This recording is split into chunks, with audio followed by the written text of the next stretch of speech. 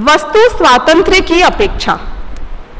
ये जो हमारा दूसरा विषय है, इसके वक्ता टोडरमल स्मारक, पंडित टोडरमल स्मारक ट्रस्ट के manager, sole manager, general manager, जो भी आप नाम देना चाहें वो हैं।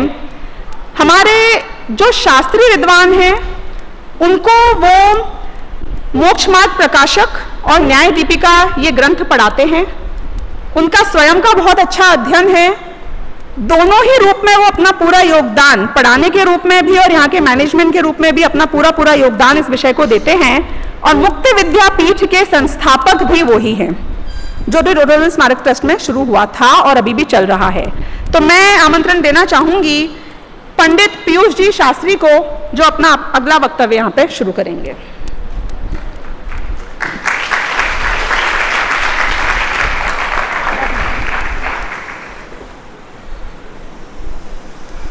आत्मज्ञान ही ज्ञान है, शेष सभी अज्ञान। आत्म शांति का मूल है वीतराग विज्ञान। प्रैक्टिकल जैनिज्म के सेमिनार में मेरा विषय है वस्तु स्वातंत्र।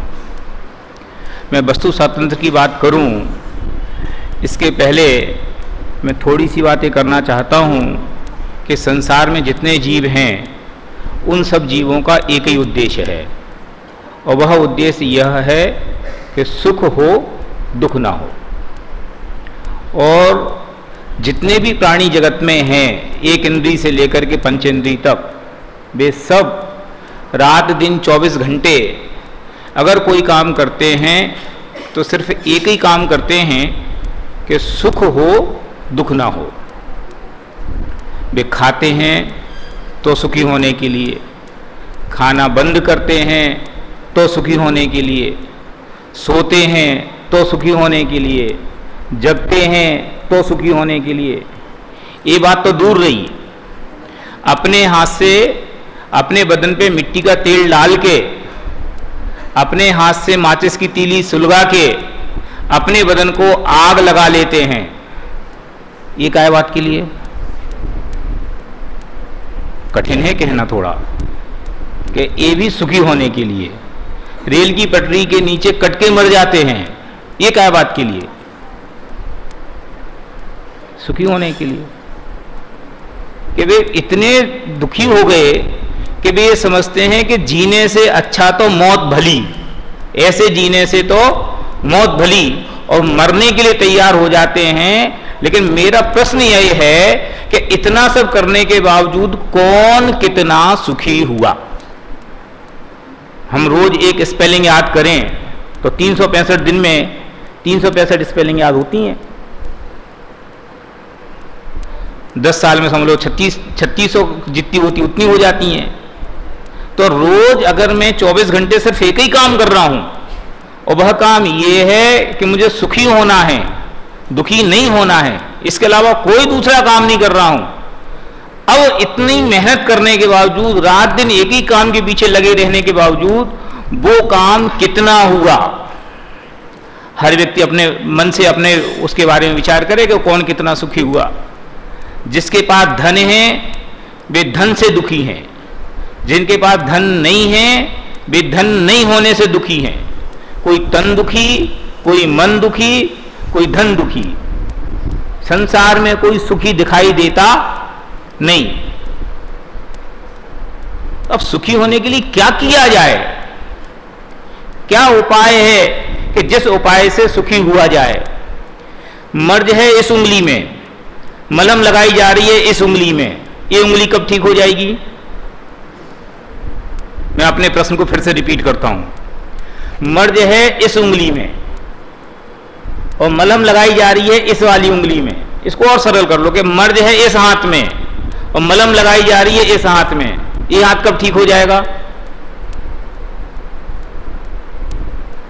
ऐसे ही कि जीव संसार में दुखी है किन्हीं और कारणों से, और वह सुखी होने के नाम पर जो प्रयत्न करता है वे उन्हीं कारणों का ग्रहण त्याग करता है जिनके कारण वह दुखी है। संसार में दुख एकमात्र राग द्वेष के कारण है, और सुखी होने के लिए भी जीव क्या करता है? राग द्वेष के अलावा क्या करता है? जो पसंद है उसको बनाए रखने की कोशिश करता है, जो नापसंद है उसको दूर हटाने की कोशिश करता है। इसके अलावा क्या करता है? तो मूल प्रश्न फिर वहां खड़ा हो गया कि सुखी होने के लिए क्या किया जाए, सुखी होने की विधि क्या है? कि सुखी होने की विधि आज के इस सेमिनार में शामिल है कि सुखी होने की विधि है वस्तु स्वातंत्र को स्वीकार किया जाए। ये वस्तु स्वातंत्र क्या है? इसमें दो शब्द हैं, वस्तु और स्वतंत्र। वस्तु माने गुण पर्यायात्मक वस्तु को, गुण पर्यायात्मक चीज को वस्तु कहते हैं।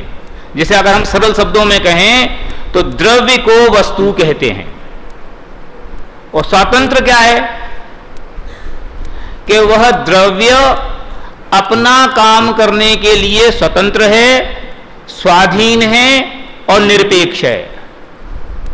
अगर मैं बालवोध पाठमाला की बात करूं अथवा वितरा विज्ञान पाठमालाओं की बात करूं तो जब हम पाठशाला में पहले दिन जाते हैं तो हमें यह पढ़ाया जाता है कि 6 द्रव्यों के समूह को द्रव्य कहते हैं, ये विश्व कहते हैं। और यह विश्व कैसा है? कि यह विश्व अनादि अनंत है, स्वनिर्मित है और अपना काम करने के लिए समर्थ है। सबने पढ़ा है ना? हम कौन हैं?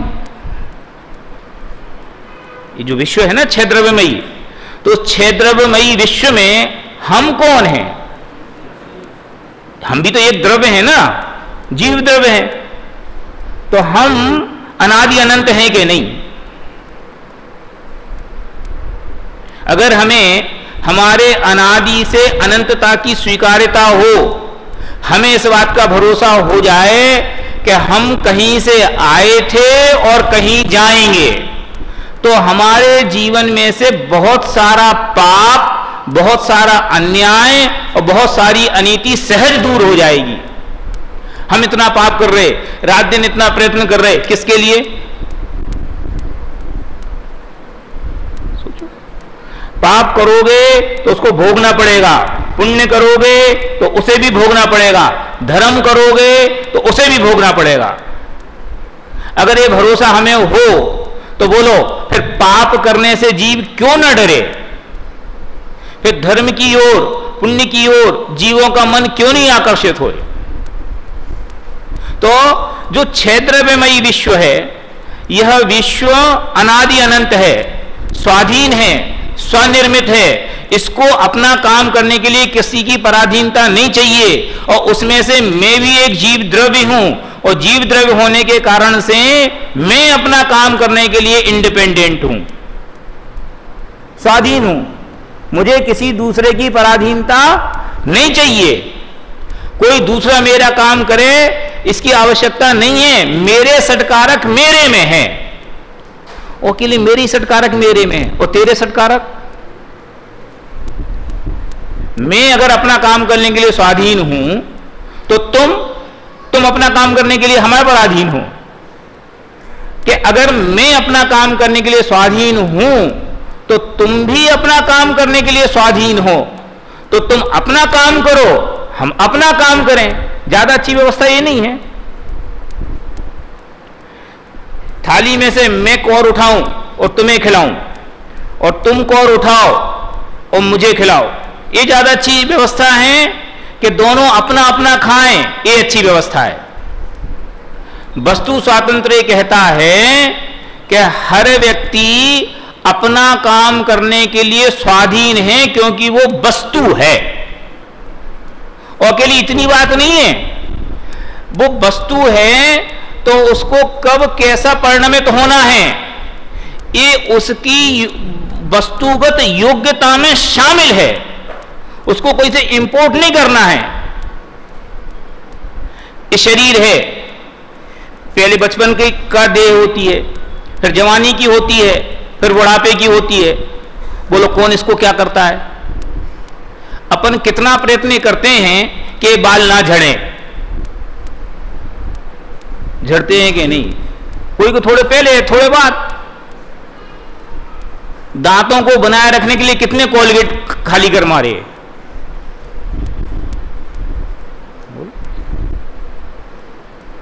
माने शरीर अपनी योग्यता के अनुसार ही चलता है, वो तुम्हारे विचार से और विकल्प से रंच मात्र नहीं चलता।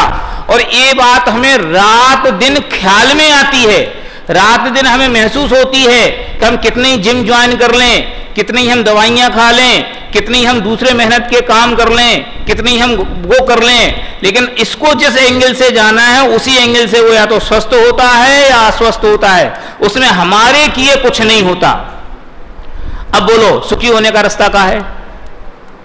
क्या हाय रामी का हो गया, ये रात दिन गाते रहो, ये सुखी होने का उपाय है कि इसको इसका करने दो और मुझे मेरा करने दो, ये सुखी होने का उपाय है। बड़े दादा का मुझे एक उदाहरण बार बार याद आता इस संदर्भ में। वे बार बार कहते कि एक आदमी कहता कि मैंने एक लड़के को इंजीनियर बना दिया, एक को डॉक्टर बना दिया और एक को वकील बना दिया और चौथा गधा रह गया। आपने ध्यान नहीं दिया, मैं फिर से बोलता हूं कि एक को इंजीनियर बना दिया, दूसरे को डॉक्टर बना दिया, तीसरे को वकील बना दिया और चौथा गधा रह गया। अगर ये गधा रह गया माने ये अपनी योग्यता से गधा बना, तो फिर बाकी तीन कि ये भी अपनी योग्यता से बने। और अगर आपने इन तीन को बनाया तो फिर ये जो गधा बना वो, ये मनुष्य का स्वभाव है कि जब अनुकूल परिणमन होता है तो मैंने किया, जब अच्छा अच्छा होता है तो मेरा हुनर है, मैं नहीं होता तो पता नहीं क्या हो जाता, और जब बुरा होता है तो कोई सुनता ही नहीं है मेरी, मैं कह के थक गया, कोई मेरी मानता ही नहीं है।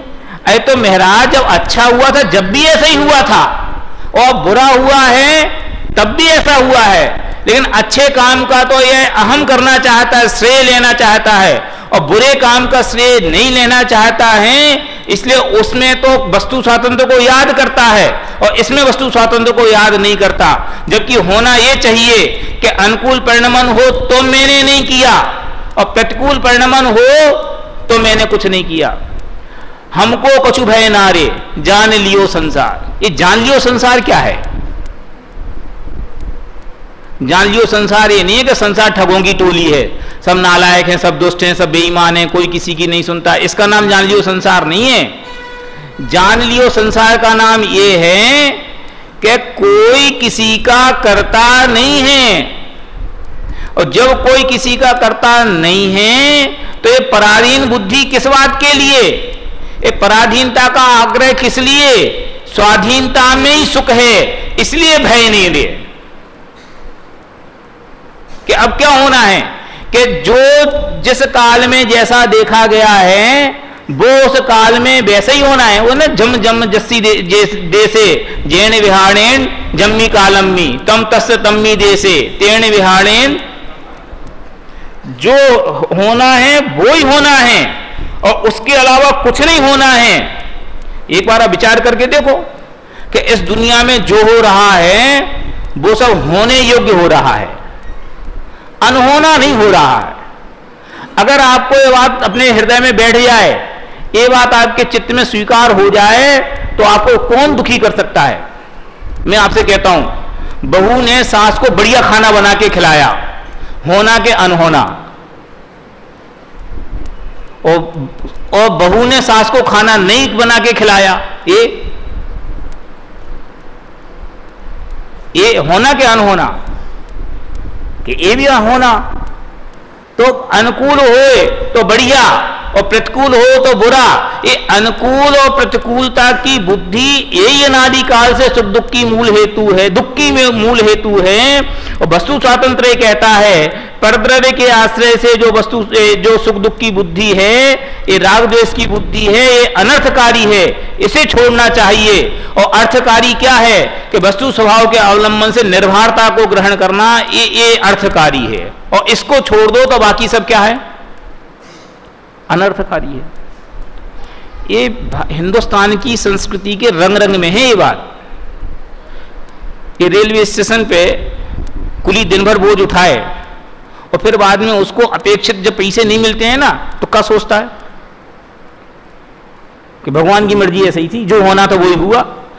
आखिरकार कोई भी व्यक्ति कितने ही प्रयत्न कर ले और उन प्रयत्नों के बाद जब उसको अपेक्षित परिणाम नहीं मिलता है, तो वो संतोष काय बात से रखता है?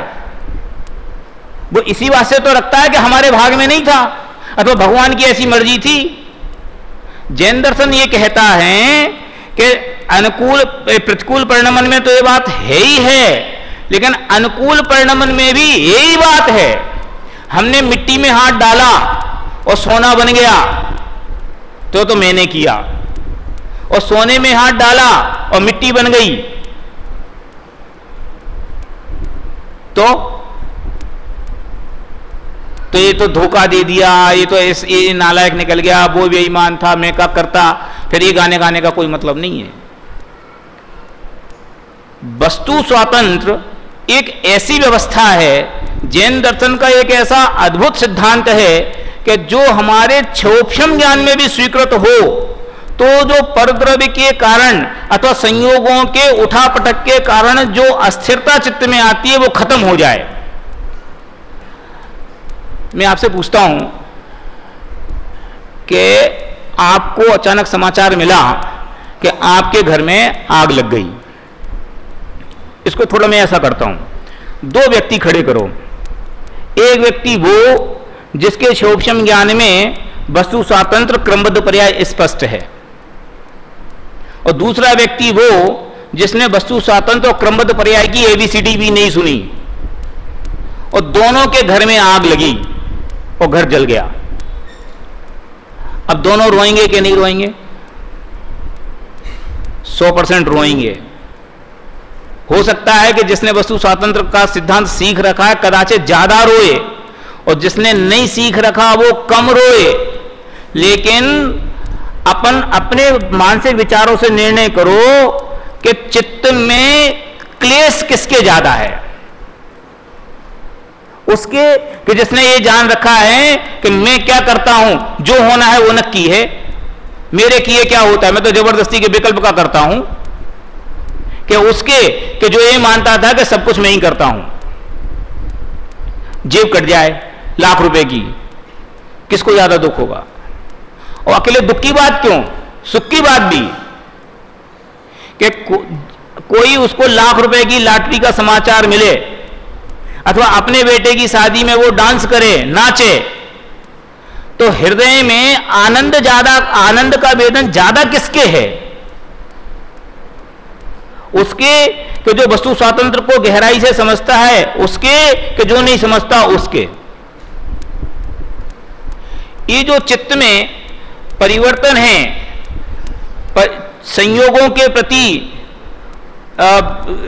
राग द्वेष के विकल्पों के प्रति, अथवा पाप पुण्य के संयोगों के प्रति, जो चित्त में की गहराइयों में कहीं ना कहीं समता भाव का जो परिणाम है, वो परिणाम किस वजह से है? वस्तु स्वातंत्र की अपेक्षा। अब मैं इसको थोड़ा उल्टा बोलता हूं। अपन एक सेकंड के लिए माने कि वस्तु स्वतंत्र नहीं है,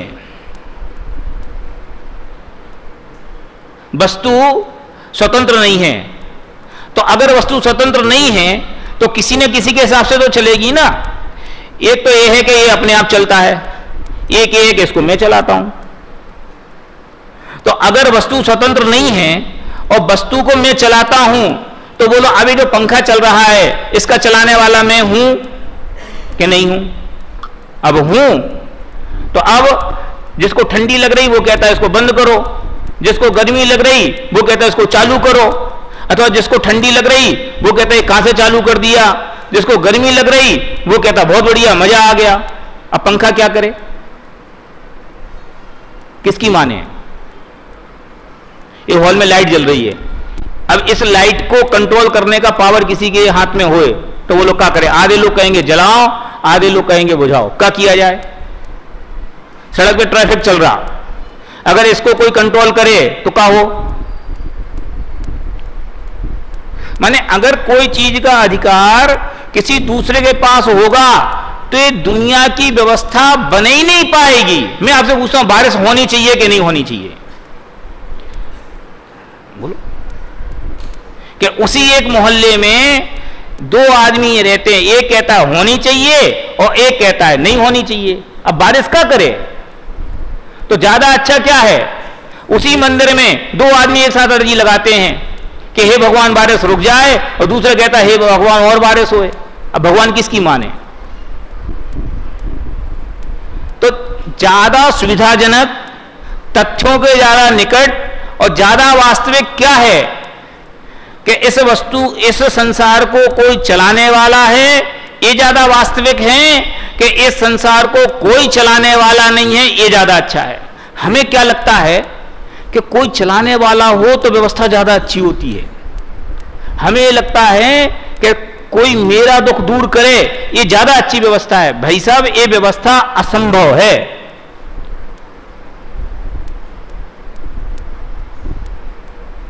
किसी का पुत्र अपने पिता के दुख हर सकता है सारे, आज्ञाकारी हो तो। मैं नाला की तो बात ही नहीं कर रहा हूं, बोलो सुखी कर सकता है। अल्टीमेटली सुख कैसे आएगा? सुख कहां से आएगा? इसी सोच से तो आएगा ना कि सब अपना अपना काम करते हैं, कोई किसी का काम करता नहीं है। तो वस्तु स्वातंत्र एक ऐसा अमोघ मंत्र है जो हमें राग द्वेष की जो जड़ है उस पर प्रहार करता है। क्योंकि राग द्वेष की जड़ क्या है? राग द्वेष की जड़ ये है कि कोई चीज को अच्छा समझ के उसको रखने की इच्छा, और कोई चीज को बुरा समझ के उसको हटाने की इच्छा। और वस्तु स्वातंत्र कहता है दुनिया में कोई चीज अच्छी नहीं होती, दुनिया में कोई चीज बुरी नहीं होती, दुनिया में तो बस चीज होती है। ये शर्ट अच्छी है कि बुरी है? जब आप इसको राग के एंगल से देखते हो तो अच्छी दिखाई देती है, द्वेष के नजर से देखते हो बुरी दिखाई देती है। रसगुल्ला खाना अच्छा है कि बुरा है? बताओ। कि तुम्हारे हाथ में चिट्ठी आई हो कि आपके पिताजी का स्वर्गवास हो गया है, और फिर आपका पड़ोसी, आपको रसगुल्ला बहुत प्रिय थे, तो आपका पड़ोसी रसगुल्ला लेके पहुंचे कि लो भाई साहब रसगुल्ला खाओ। बोलो कैसा लगेगा?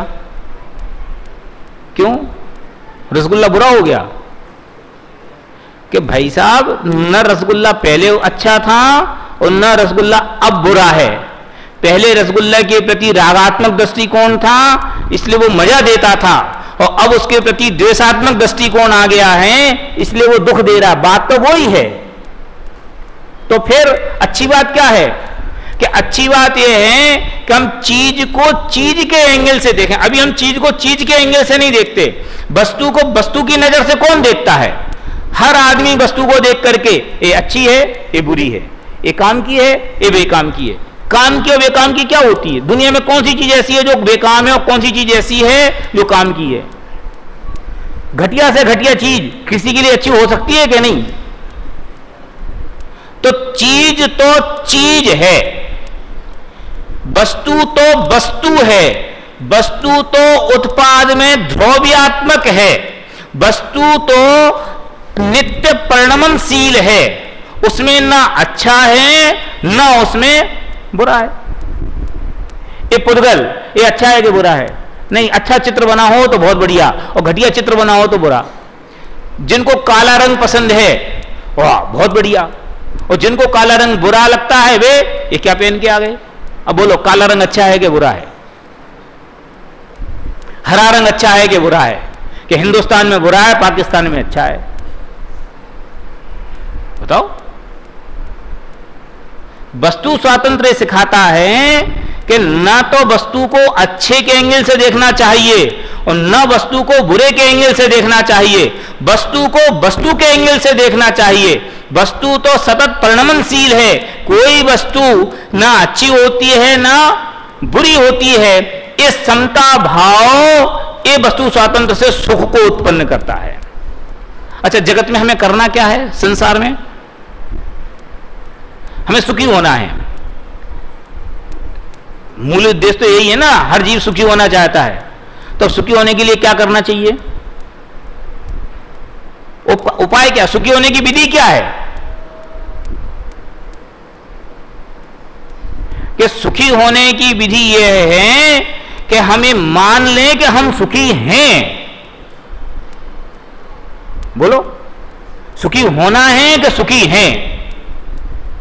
इसका नाम है वस्तु स्वातंत्र। क्यों? हम भी तो 6 द्रव्यों में एक द्रव्य हैं, और जब हम एक द्रव्य हैं तो हम अधूरे हैं कि पूरे हैं? हमें काहे की कमी है? अनंत दर्शन, अनंत ज्ञान, अनंत सुख से भरे हुए हैं। और एक दृष्टि आना, इसका ही नाम है सम्यक्त्व की दृष्टि। और इस श्रद्धा की पूर्णता हो जाना, इसका ही नाम है केवल ज्ञान। बोलो, सुखी होने के लिए क्या करना? मुनिराज क्या करते हैं? सम्यक दृष्टि किसे कहते हैं? क्या उठाते हैं, क्या छोड़ते हैं, क्या रखते हैं, क्या हटाते हैं? सारी जगत को जगत की नजर से देखने लग जाएं, वस्तु को वस्तु की नजर से देखना लगना, यही समदृष्टि है। इसी का नाम समता भाव है। और समता भाव राग द्वेष के अभाव से पैदा होता है, और हम वस्तु को राग द्वेष के अभाव से देखना बंद कर दें, इसका नाम वस्तु स्वातंत्र है। ये इसका नाम वस्तु स्वातंत्र की स्वीकार्यता।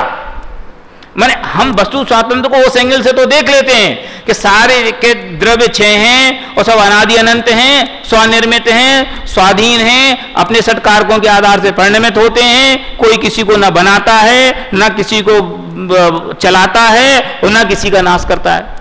लेकिन उन 6 द्रव्यों में मैं भी तो एक द्रव्य हूं, तो मुझे कौन बनाता है? फिर मुझे जब कोई बनाता नहीं तो मुझे बिगाड़ेगा कौन? ना मुझे कोई बनाएगा, ना मुझे कोई बिगाड़ेगा, मुझे चलाएगा कौन? इसका नाम है हमको कछु भय नारे। और हमको कछु भय नारे, इसका नाम है सम्यक दर्शन, निश्चिंतता। और इसका नाम है सुख, इसका नाम है समता, इसका नाम है समाधि, समधि। ये क्या है? सब चीजों में समानता की बुद्धि, कि कोई वस्तु अच्छी नहीं, कोई वस्तु बुरी नहीं, वस्तु तो वस्तु है। तो मैं कौन हूं? कि मैं भी एक वस्तु हूं। तो मैं कैसा हूं? कि मैं सुख का अधिकरण हूं। कि सुख का अधिकरण क्यों हूं? क्योंकि मैं सुख स्वरूप हूं, सुख से बना हुआ हूं। तो जो है प्रवचन सार में या समय सार में, सब तरफ से निर्भर हुआ ज्ञान कहां आएगा? कि आत्मा की ओर आता है। तो जब हमें कुछ करना ही नहीं है, सब तरफ से ज्ञान फ्री हुआ, तो कहां जाएगा? कि वो ज्ञान ज्ञान में लगेगा, और ज्ञान ज्ञान में प्रतिष्ठित हुआ। इसका ही नाम सम्यक ज्ञान है, इसका ही नाम केवल ज्ञान है, इसका ही नाम परिपूर्ण ज्ञान है, इसका ही नाम परम सुख है। ऐसी वस्तु स्वातंत्र की समझ हमारे चित्त में आए, और ऐसी वस्तु स्वरूप को प्रैक्टिकल एस्पेक्ट से हम देखना शुरू करें, जैन दर्शन के इस वस्तु स्वरूप के एंगल को भी हम देखेंगे, तो कोई कारण नहीं है कि हमारे जीवन में समता नहीं आए। बल्कि उल्टा है कि जो जिसके नजर में वस्तु स्वातंत्र होता है, उसके जीवन में दुख नहीं होता। जैसे है ना कि हम हरा चश्मा लगाएं तो दुनिया कैसी दिखाई देती है, काला लगाओ तो कैसी दिखाई देगी, और ट्रांसपेरेंट लगाओ तो जैसी है वैसी। ऐसे ही हम वस्तु स्वातंत्र के चश्मे से दुनिया को देखेंगे तो दुनिया कैसी दिखाई देगी? कि दुनिया दुनिया जैसी दिखाई देगी, ना अच्छी दिखाई देगी, ना बुरी दिखाई देगी। जब अच्छी बुरी दिखाई नहीं देगी तो कष्ट का बात का है, दुख ही इस बात का है कि कोई अच्छा है कोई बुरा है। जब दुनिया में कोई चीज अच्छी बुरी है ही नहीं, तो फिर काय का कष्ट? हम सब वस्तु स्वातंत्र के इस एंगल को देख करके परम समाधि को अग्रसित हों। इस मंगल भावना के साथ अभी की बात पूरी।